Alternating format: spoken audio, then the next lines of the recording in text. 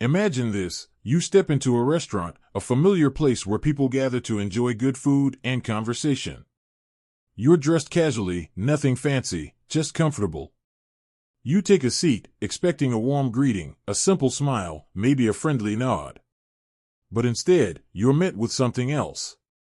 A fleeting glance, a pause too long, a polite but distant tone that barely masks a judgment. You feel it immediately, the quiet assumption that you don't belong, that perhaps this place is meant for others, not for you. All because of how you look. The clothes you wear. The way you carry yourself. It's subtle, but it's there. And it doesn't feel right, does it? Now, picture this same scenario, but from the perspective of an onlooker. Across the room, a young waitress bustles through her shift, barely noticing the man who just walked in.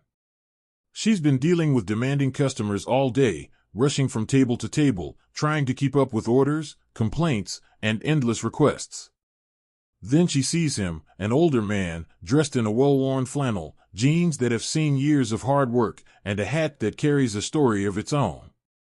To her, he's just another customer, another table, another order. She sizes him up in a second and makes her judgment. What she doesn't know is that this isn't just any man. This is someone extraordinary, someone who has built an empire, shaped an industry, and carries the kind of wisdom that only comes with time. He's not here for attention. He's not here to impress anyone.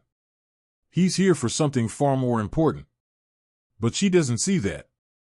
Not yet. And in just a few moments, she's about to make the biggest mistake of her life. She sees an old man. He sees an opportunity. An opportunity to teach a lesson about respect, about dignity, about the kind of values that seem to be fading in today's world. And by the time she realizes who he really is, it might just be too late. Now, put yourself in her shoes. What would you do?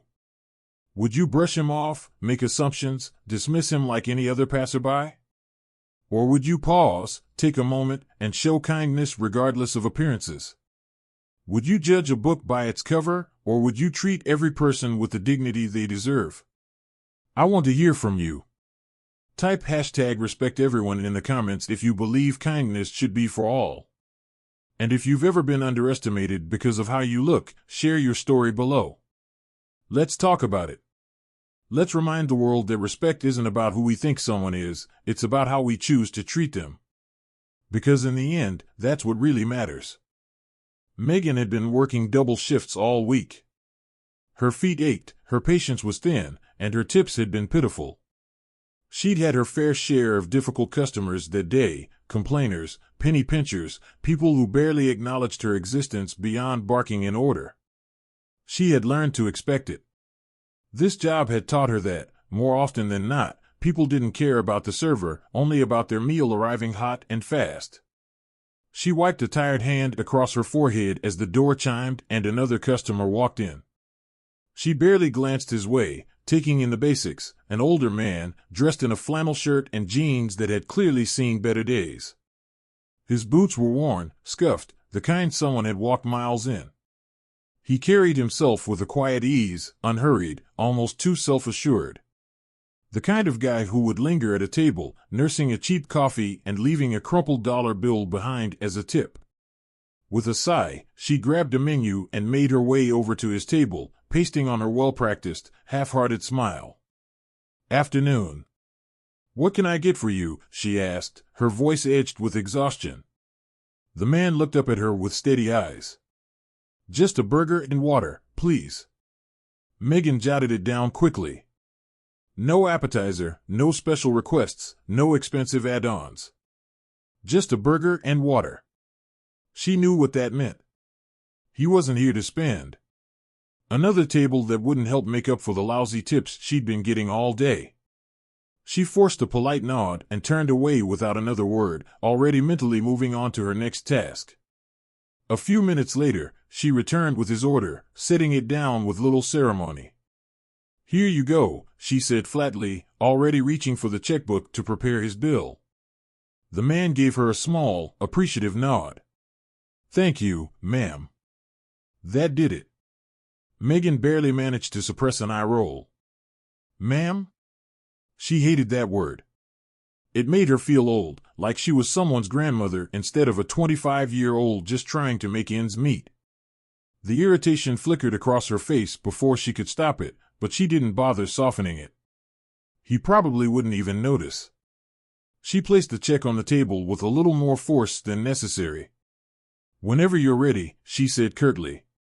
The man simply nodded again, his movements slow, deliberate. He didn't seem bothered by her attitude.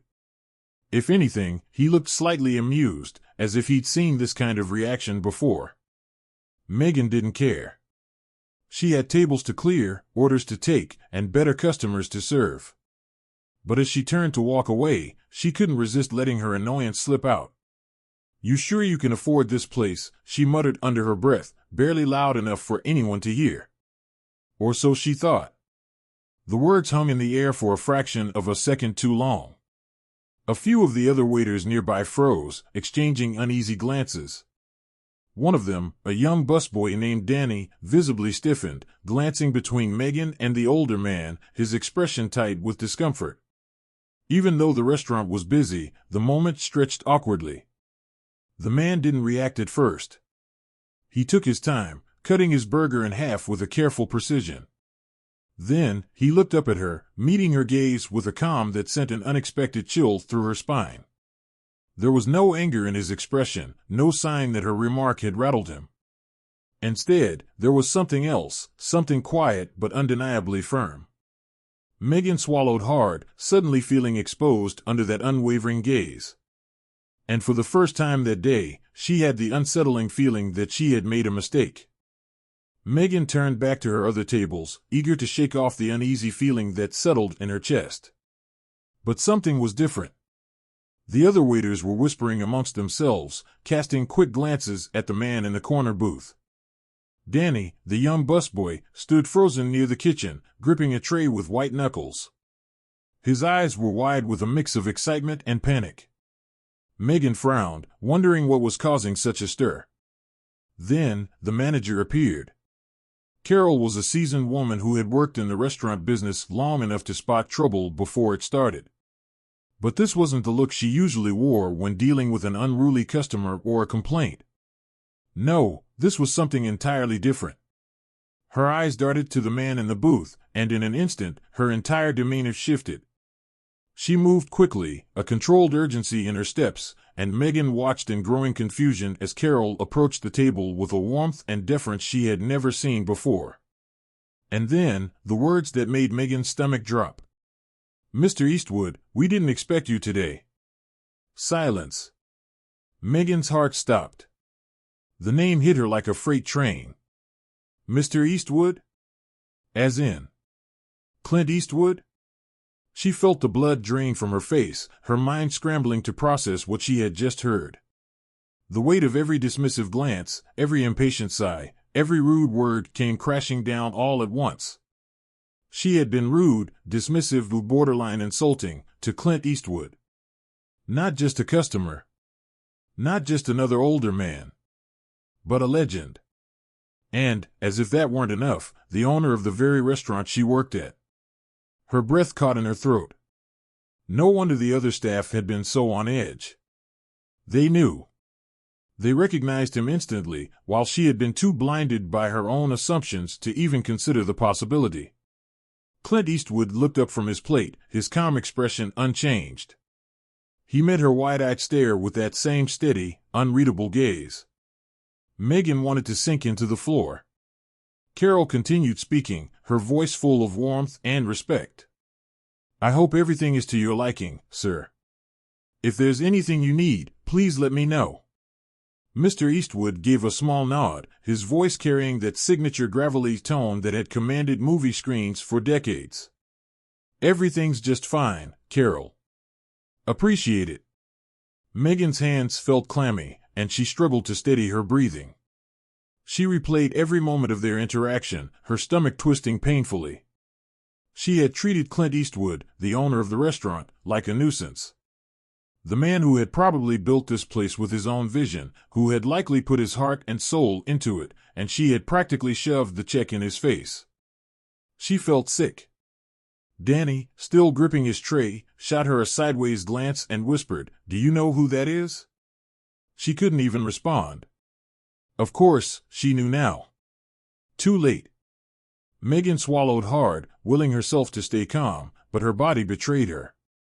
Her hands trembled as she picked up an empty plate from a nearby table, her mind screaming at her to fix this somehow. But how? What could she possibly say to undo the damage?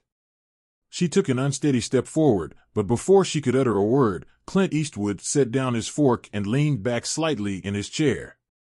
His gaze was level, thoughtful, not angry, not amused, just considering. Then, in that same measured voice, he spoke. "You know, Megan," he said slowly, "a man's character isn't revealed when things are easy. It shows when they're tough." Her breath hitched. He remembered her name. Of course, he did. Every part of her wanted to apologize, to beg for a chance to make it right. But all she could do was stand there, rooted to the floor, as his words hung in the air. The restaurant was quiet now. Every staff member had picked up on what was happening. Some cast nervous glances her way, others looked at Mr. Eastwood with admiration, waiting for whatever came next. And Megan. Megan just stood there, drowning in her own regret, realizing that this moment, this single, foolish moment, had changed everything. Megan felt the weight of Clint Eastwood's gaze, steady and unwavering, as the air around them thickened with unspoken words. Her throat tightened, the heat of embarrassment creeping up her neck. She braced herself for the scolding she surely deserved, the anger that would come crashing down on her for her careless disrespect. But it didn't come. Instead, Clint leaned forward slightly, resting his forearms on the table, his expression thoughtful rather than harsh. His voice, calm yet commanding, carried through the quiet restaurant. "Megan, do you enjoy your job?" The question caught her off guard. It wasn't what she expected. It wasn't an accusation, nor was it a reprimand. It was an invitation, an opening into something deeper. She hesitated, her mind scrambling for the right response. I mean, it's a job," she finally said, her voice smaller than she intended. "It pays the bills." Clint nodded slowly, as if weighing her words. "That's fair," he said. "A job puts food on the table. But the way you do it, that says a lot more about you than the paycheck you take home." Megan swallowed hard. She had been rude, dismissive, and downright disrespectful. But instead of calling her out in front of the entire restaurant, he was offering her something unexpected, a lesson. "I've been in places like this all my life," Clint continued, his fingers tracing the rim of his glass. "And I've met all kinds of people. Some treated me with kindness, some with indifference, and some, well, let's just say they let their own frustrations dictate how they treated others. And you know what? It's never about the job itself. It's about character." She bit her lip, feeling the truth of his words settle in her chest like a heavy stone. The way she had treated him, dismissive, impatient, like he wasn't worth her time, had nothing to do with him and everything to do with her own frustration. And yet, he wasn't humiliating her for it. He was guiding her toward realizing it herself. He sat back, letting the moment linger before he spoke again. "So, here's what I see. You have two choices." Megan held her breath. "You can walk out that door and find another job, one where appearances matter more than character, where no one will hold you accountable for how you treat people. If that's what you want, I won't stop you." She felt a pit form in her stomach. The thought of leaving, of simply moving on without facing what she had done, felt hollow. She had spent so much time blaming others, bad customers, long hours, low tips, but never once had she stopped to consider her own role in it. Clint continued, his voice steady. "Or, you can stay. You can learn. And you can make the choice, every day, to be better than you were yesterday. Because respect, real respect, isn't about who's wearing a suit or who's dressed in an old flannel shirt. It's about how you treat people when no one's watching." Megan's eyes burned as she took in his words. He wasn't offering her a punishment, he was offering her a chance. A chance to prove, not just to him but to herself, that she could be more than the tired, bitter version of herself that had walked through those restaurant doors every morning. She exhaled shakily and nodded, her voice barely above a whisper. I want to stay. And I want to do better. Clint gave her a small, approving nod. Then start today. And just like that, the choice was made. Megan arrived at work the next day feeling something unfamiliar, determined. The words Clint Eastwood had spoken to her still echoed in her mind. Respect isn't about appearances. It's about how you treat people when no one's watching. It wasn't an easy pill to swallow, realizing how often she had let her own frustrations dictate how she treated others. But today, she was going to be different.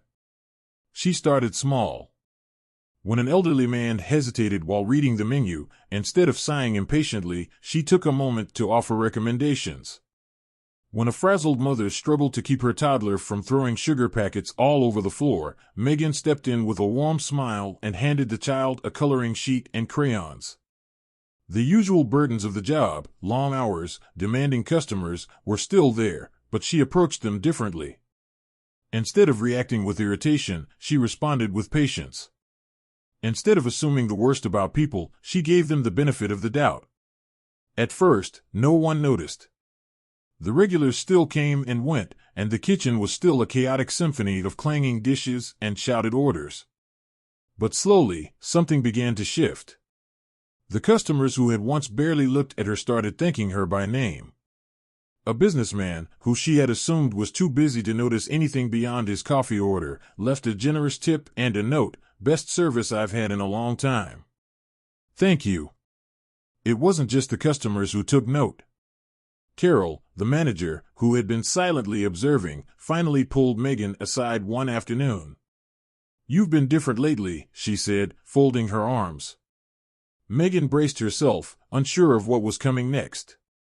"I mean that in a good way. Customers have been complimenting your service. Whatever's changed, keep it up." The words settled over Megan like a warm breeze. She hadn't realized how much she needed to hear that, acknowledgement that her efforts weren't going unnoticed. It wasn't just about doing better at her job. It was about being better, period. By the end of the week, she found herself smiling more. Not because she had to, not because it was part of the job, but because she genuinely wanted to. She started enjoying the conversations with the regulars, learning their names, their stories. She stopped assuming that the quiet ones were rude or the underdressed ones couldn't afford a good meal. She treated them all the same, with kindness, with patience, with dignity. Danny, the young busboy, noticed too. One evening, as they were rolling silverware, he nudged her with his elbow. "So, what happened to the Megan who used to roll her eyes at everyone?" She laughed, shaking her head. "She's still here," she admitted. "She's just trying to be a little better." Danny grinned. "Well, it's working." And it was. Megan could feel it. She had spent so long assuming that kindness was just another thing customers took for granted. But now, she saw the truth. It wasn't about getting recognition or bigger tips. It was about the small moments, the sincere thank yous, the appreciative nods, the feeling of knowing she had made someone's day just a little bit better. As she wiped down the counter at the end of her shift, she realized something else. For the first time in a long time, she actually liked her job. Not because it had changed, but because she had. Megan stood at the entrance of the restaurant, watching the last few customers linger over their meals, laughter and quiet conversations filling the space. It was a stark contrast to the way she had once viewed this place, a battlefield of endless demands and little gratitude. Now, it felt different. It felt like a place where she belonged, not just as a server, but as someone who made a difference, however small, in people's lives. She thought back to the lesson she had learned, one that stretched far beyond the walls of the restaurant. It was never just about the job. It was about the kind of person she chose to be in every moment. She had spent so much time assuming the worst about people, but in reality, it was her own outlook that had needed to change. Respect was not something to be handed out based on wealth, appearance, or status. It was something that should be given freely, Because at the core of it, everyone deserved to be seen, to be acknowledged, to be treated with kindness. She had judged Clint Eastwood by his flannel shirt and quiet demeanor, never realizing the depth of experience and wisdom he carried. But he hadn't scolded her, hadn't embarrassed her. Instead, he had given her a choice, a rare opportunity to grow. The realization hit her fully now. True character isn't revealed in the easy moments, but in the difficult ones. It's how you treat people when no one's watching, when you're tired, frustrated, and struggling yourself. And respect? It's a two-way street. Give it freely, and in time, it finds its way back to you. Megan sighed, a small smile tugging at the corners of her lips. She wasn't perfect. She still had a lot to learn. But for the first time, she felt like she was on the right path. One step at a time, she was becoming the kind of person she could be proud of. Now, let's talk about it. What do you think? Should Megan have been fired, or did she deserve a second chance? Comment #second chance if you believe in growth and change, or #no excuses if you think she should have known better. Let's discuss below, and don't forget to like, share, and subscribe to keep the conversation going.